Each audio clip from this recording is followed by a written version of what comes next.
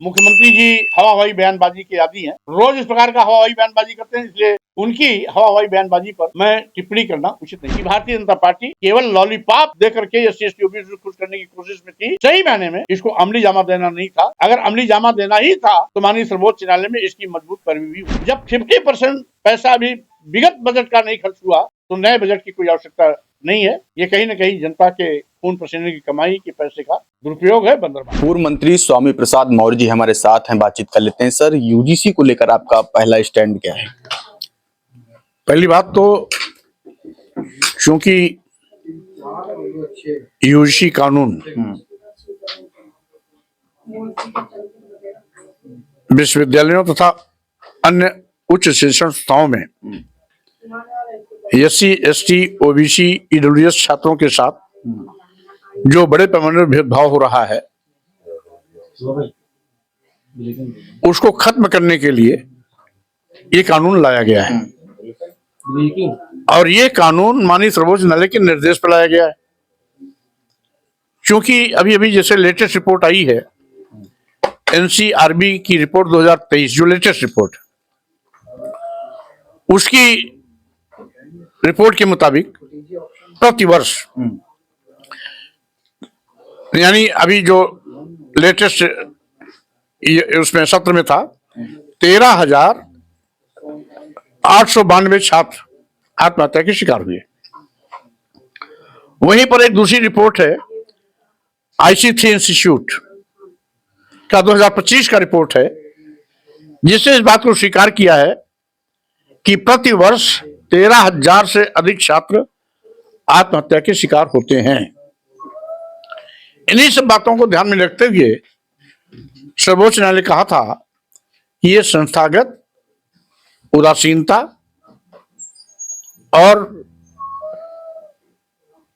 जवाबदेही से हटना तथा व्यवस्थागत कमजोरी को इंगित करता है और केंद्र सरकार को निर्देश दिया कि 2026 तक एससी एसटी ओबीसी छात्रों के साथ हो रहे भेदभाव को रोकने के लिए प्रभावी कानून बनाया जाए। उसी के तहत यूजीसी कानून आया था जिसका मैं स्वागत करता हूं और साथ ही साथ आज भाजपा सरकार की पुलिस जिस तरीके से भेदभावपूर्ण व्यवहार यूजीसी कानून के समर्थन में उतरे आंदोलनकारियों के साथ कर रही है वो और भी निंदनीय है। मैंने देखा जब विरोध में लोग आंदोलन कर रहे थे तो योगी की पुलिस, भाजपा सरकार की पुलिस उनके साथ मान मनोबल कर रही थी, मनुहार कर रही थी, आवभगत कर रही थी। और जब विपक्ष आज एससी एसटी जब विपक्ष के लोग आवभगत और मनुहार कर रही थी और जब आज समर्थन में लोग एससी एसटी ओबीसी के लोग आंदोलन के लिए उतरे हैं तो उन पर लाठियां चलाई जा रही हैं, बसरुखी की जा रही है, जानवर जैसा घसीटा जा रहा है। यहां तक कि 2 दिन पहले पल्लवी पटेल के साथ जिस तरीके से बर्बरतापूर्ण व्यवहार किया गया अपने आप में पुलिसिया कृत्य को उजागर करता है जिसकी मैं घोर निंदा करता हूं। स्वाभाविक रूप से कहीं ना कहीं भारतीय जनता पार्टी इसको आधे अधूरे मन से लाई थी।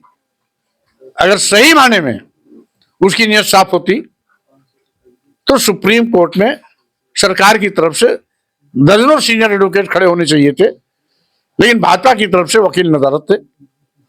इसका मतलब है अगर सुप्रीम कोर्ट से स्टे हुआ है तो भारतीय जनता पार्टी सरकार की कमजोर पैरवी के चलते हुआ है, अन्यथा इस पे स्टे नहीं होता क्योंकि सुप्रीम कोर्ट के निर्णय के मुताबिक ही ये कानून आया है तो सुप्रीम कोर्ट इस पे जल्दी स्टे नहीं करती। सर, कल योगी सरकार का एक बजट पेश होता है जिस 9,12,000 करोड़ रुपए का, कैसे देखते हैं, क्या कहेंगे?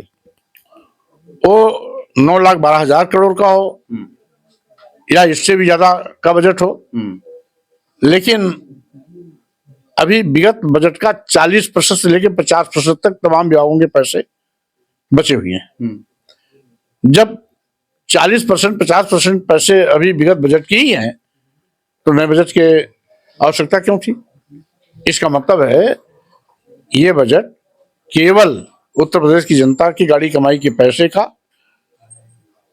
दुरुपयोग एवं बंदरबाट के लिए लाया गया है। समाज के अंतिम पायदान पर खड़े गरीब, मजदूर, किसान के लिए इसमें कोई व्यवस्था नहीं है।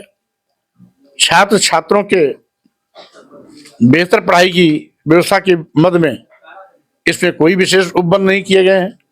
तो स्वाभाविक रूप से ये जन विरोधी बजट है और सही मायने में ये बजट का दुरुपयोग है, बंदरबाट के लिए लाया गया है, जबकि अभी 40% पिछले बजट का पैसा खर्च करने से बचे हुए हैं। सर 10 लाख युवाओं को नौकरी देने का भी बजट पास किया गया है, 14 मेडिकल कॉलेज खोलने का भी बजट पास किया गया है, 3 यूनिवर्सिटी भी खोलने का बजट पास किया गया है। इसके साथ ही 400 करोड़ रुपए बेटियों को स्कूटी के लिए पास किया गया है। कैसे देखते हैं, क्या अभी कहेंगे? 10 लाख, ये चुनावी वर्ष है, तो चुनावी वर्ष में लोग लुभावन बात तो करेंगे।